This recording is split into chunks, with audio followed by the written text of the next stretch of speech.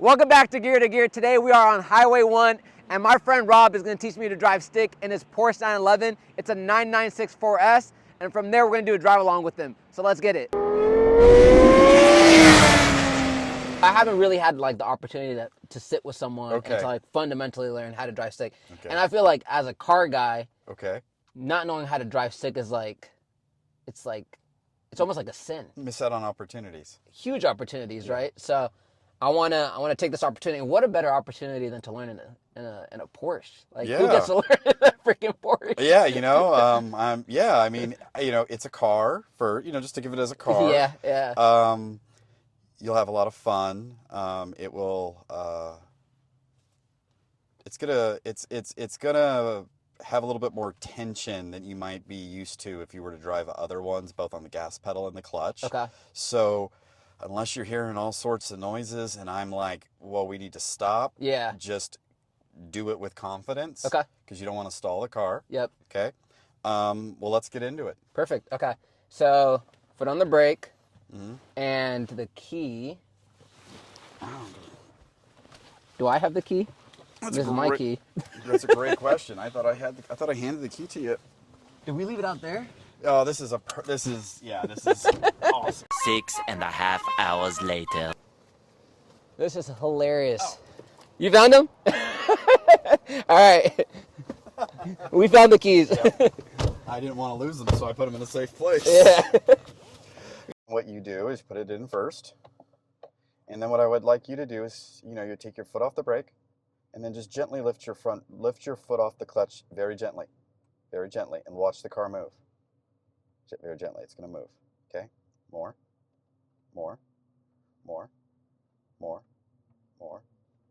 Let it off the gas. Let it off the clutch. Put your gas on. Put the gas on. Okay?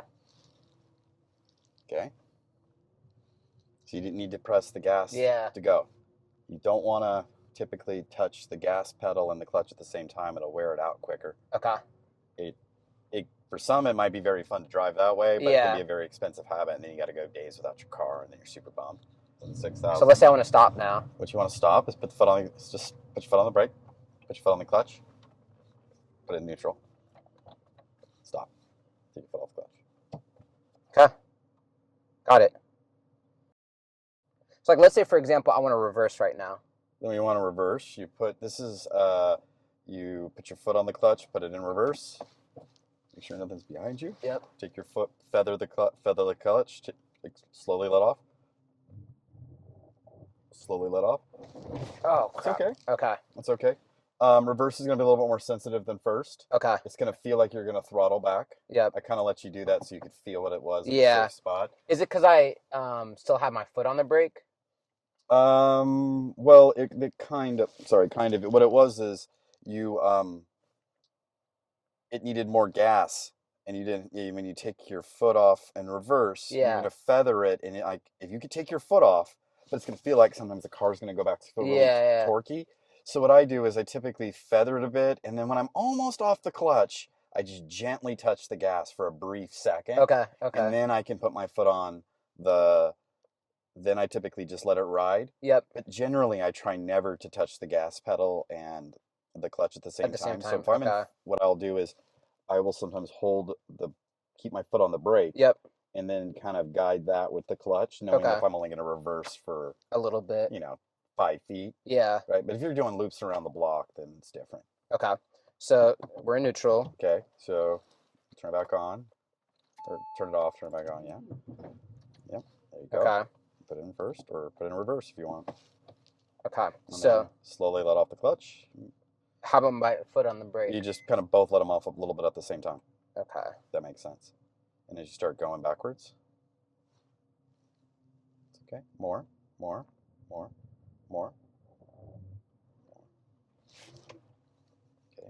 Feel it now? Yep. You really got to get a feel for it. Yeah, and the clutch is it's stiff. Yeah. So let's say I want to stop now. Put it in clutch in. Put it in neutral. Foot off the clutch. Keep the foot on the brake. Yep. Okay, got it. Wait, put the clutch in and put it in third. You need a downshift. Make it right. You got to be gentle with that transition, so it doesn't. You're not doing anything that I'm worried about. Yeah. But for the experience, it'll be a lot more fluid. Yeah. If you shift while the RPMs are still above 3,000. Shift, okay, above 3,000. You want to make sure, because it needs to have a certain RPM for it to get engaged into the right gear. Yep. So if you drop it too low, well, then you're It'll back shoot up, back right? into the gear. Yeah. Yeah. So now enjoy it. Just enjoy it. Just watch out for people. Yep. This is so much fun. I feel so much more like attentive and just connected. You know? Yeah, like 100%. Yeah, I mean that's the. Like I feel like I'm so much more in control as well. Yeah. You know? I think you are. Let me ask you, what do your palms feel like in the steering wheel? Oh man, sweaty. Okay. They're like, I don't know. It just feels like so much more in control. Just a lot more. Do you feel the road in your hands? Yeah, definitely a lot more. Yeah, definitely a lot more. A lot to go on. There you go. There you go. There you go. Run it up.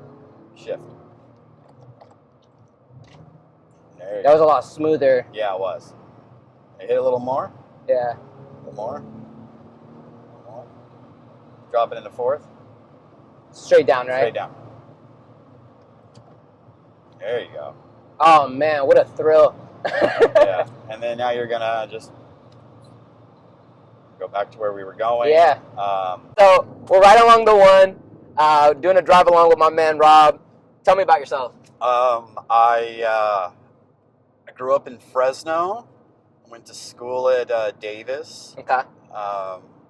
And moved out to the Bay Area. I don't know, almost 15 years ago, maybe somewhere about that. And I have a family and a dog and two dogs and a son, some cats, a chicken.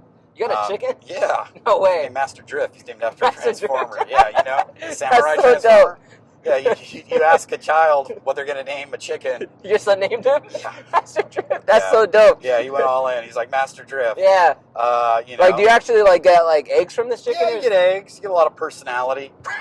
Personality. Yeah, that's hilarious. We're really lucky that chickens aren't 6 feet tall. Yeah, no, for sure. You know, that moment when they're in the lab in Jurassic Park. And it's game over. They're very velociraptor-like. Yeah.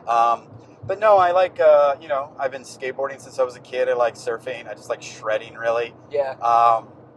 And I like learning about cool stuff that humans do that inspires me to want to do cool stuff, like people like you. So Rob and I have been friends for, I want to say at least 3 years now. Probably, maybe more, yeah. Since I came back to the Bay. Yeah. And he's been one of the most kindest, most genuine people I've ever met out here. And we've had a lot of heart-to-heart conversations, and he's just been so real with me. Oh, thank you. And the one thing that we share is our love of cars, and we're sitting right now in his 996 4S, beautiful Porsche 911. Tell me about this car and what led you to get this car? Tenacity and hyperfixation on wanting to have really like the best commute that I possibly can. I sometimes drive a lot each week, and I love the car that I have, and I love I love the car that I had, but because you had a 964 or not? No, I have a 944. 944. But I also had the GTI, yep. And I've never really been like the Volkswagen car guy. Yeah. But I've always found the engineering and the attention to detail and the putting the human in the experience to be something that I thought was really neat in my GTI. And one time in college, I read this paper about this kind of design connection and inspiration between the 911 and the GTI. And I was like, oh, well, I'll never be able to get a 911, so maybe I'll just have the GTI because it fits me, And part of the same family. Totally. Yeah. And so, I was looking around and like I really, looking around and I realized, hey, I'd love to have four-wheel drive or all-wheel drive. I want one that is in great shape and isn't rusted, doesn't come from somewhere where it floods or there's hurricanes, right? Get a great deal, but you also get a lot of headaches because they're expensive. Just did a ton of research, and I settled on 2003 911, 4S. It has this awesome brown interior, and I love the patina. Yeah, the patina here is insane. It's so beautiful. I think for me, like growing up skateboarding, I always felt that the patina on the bottom of my board, like the trucks and the board, was like a reflection of all the, it was like the memories and the shredding, and it gave it character. And everybody's patina is always different on the bottom of their skateboard. Yeah. And when I started to look at different interiors, I just found that the brown really seemed to age very well. And I think especially when you compare it to like a black interior, like a gray, it certainly like just ages the best. Like it just and especially when it's like a sunny day like this, and you just see the reflection of the sun. It's absolutely beautiful. Absolutely. And then it was fortuitous, really. The stars lined up. Yep. And I was like, I had been looking for one for a couple of years. And why this generation? Well, one, you can find this generation at a reasonable price. Yeah. And for me, a lot of the 911 and Porsche in general is like anything that is designed with a great sense of purpose and passion. Mm-hmm. They refine it over and over and over again. Yeah. And the 996, the Boxer, the 987, and then the Cayenne were all very different Porsches than the Porsches that were designed in the past, and they were really a bet on how to transition to the future and how to keep the company going. There's going to be sacrifices, but going to a water-cooled engine, these issues that they had with some of the production at the beginning and things kind of caused the 996 to have a bit of a Google it. It's like the first 911, whatever. But if you compare it to the 911s that came before it in terms of the engineering and the technology and the spirit of Porsche, Porsche was really surprised that it wasn't like a bigger hit. Yeah. And over time, as some of that, some of the experiences have faded away, and you find out it's a small percentage, and given the fact that they kind of re-platformed it, and that was the biggest issue, I think it's aged really well. Yeah. And you get the you get more horsepower and more. The water-cooled engine allowed them to transition to higher emission standards. It allowed them to push the output of the horsepower. And this one, has the. I got the 4S because it has some components that are inspired by the turbo. Okay. Which made it different than the coupe. Yeah. This thing just pulls as well, especially once you get into like second and third. It's driving it up that hill. I was like, no, you can feel this. And I love the fact that it's all-wheel drive. Right. It just feels a lot more glued to the road. It really does, and you can turn it off. You can? Yeah, it'll tell you. It will turn back on though and tell you that you've been naughty. Yeah. But to me, there's a story in the car that made me want to explore, well, why don't people like it? Why was it so controversial? Yeah. Right? And through that story, I fell in love with this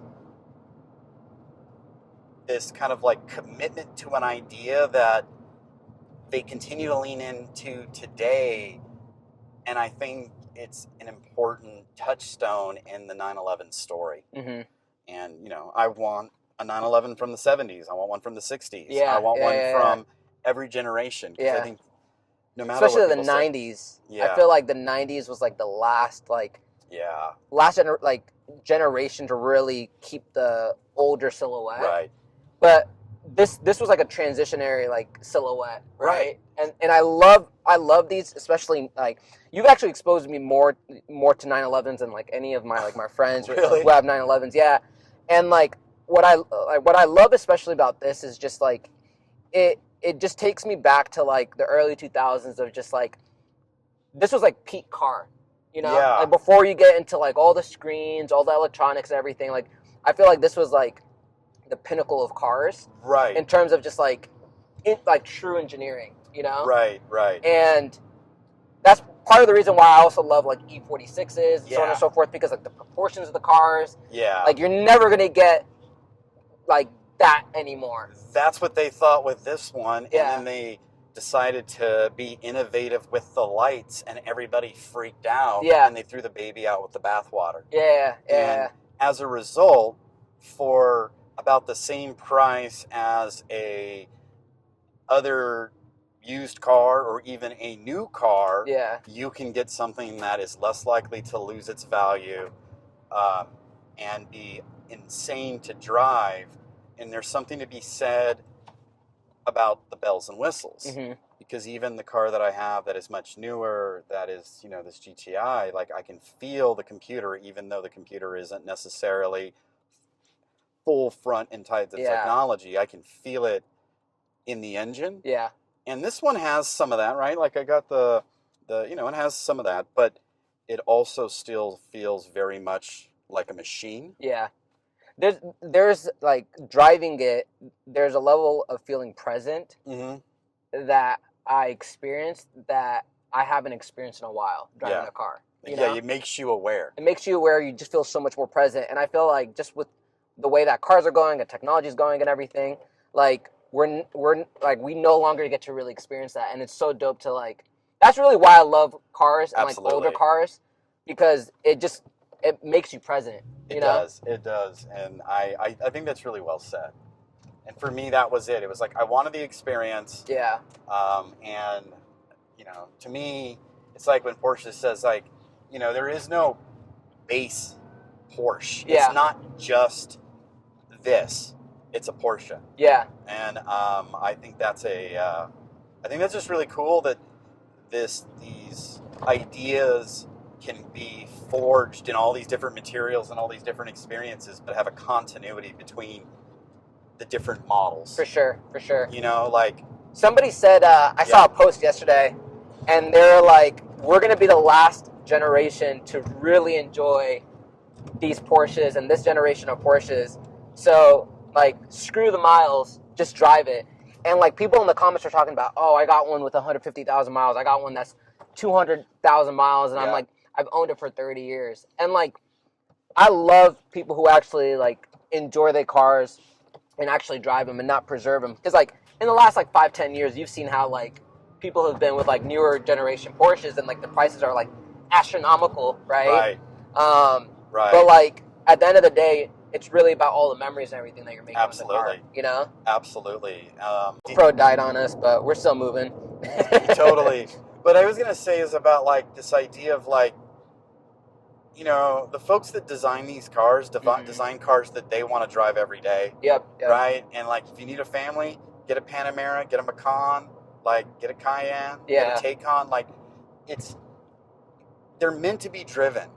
Now, you know, if it was, like, something that was, like, from the 50s or 60s and you were really, like, that was its purpose, was to be the collector car, that's great. But that car sits in a box and it doesn't get to do what it was really meant to do, and that feels like a caged bird to me. No, so, exactly. Like, you're not using it to its fullest potential.